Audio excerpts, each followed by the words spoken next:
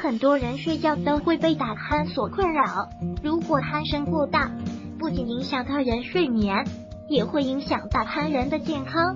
然而，有研究表明，女性打鼾对健康的影响大于男性。所以，如果女性每次睡觉打鼾都特别严重，会给她们带来怎样的危害呢？女性打鼾的危害：1. 常打鼾老得快。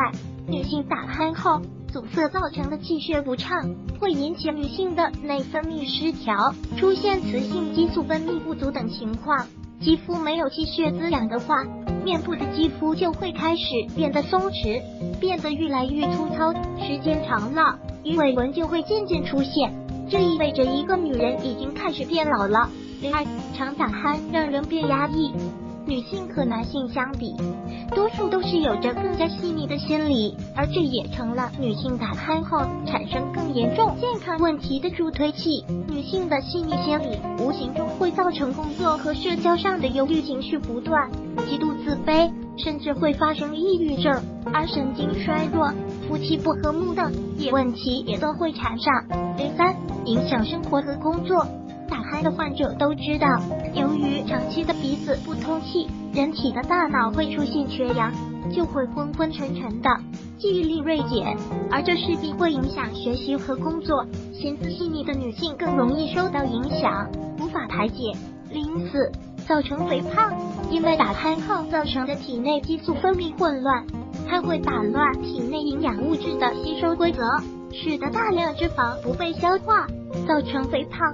同时，打鼾的症状会更加的严重，从而造成恶性循环。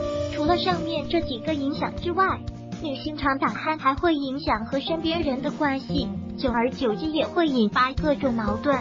所以，有什么方法可以改善打鼾呢？打鼾的改善方法：1. 减肥。因为过于肥胖会致使咽喉部位出现狭窄的情况，如此一来就会影响气的排出，从而影响呼吸，以至于出现打鼾的情况。所以说，想要改善打鼾的状况，那就开始健康的减肥吧。2. 戒烟酒。因为吸烟会加重呼吸道的症状，而且饮酒还会加重打鼾，两者都沾的话，对于常打鼾的女性来说，对健康影响甚大。3. 选择合适的枕头。枕头选择不对，会影响人体打呼噜，所以在挑选枕头时，可不要只挑好看而不实用的。枕头怎么选呢？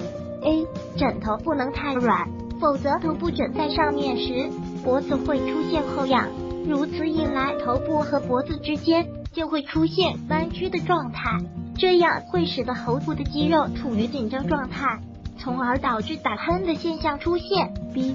枕头不能太硬，头部枕着太硬的枕头时，脖子就可能窝住，很容易造成呼吸不够顺畅的情况，也会出现打鼾情况。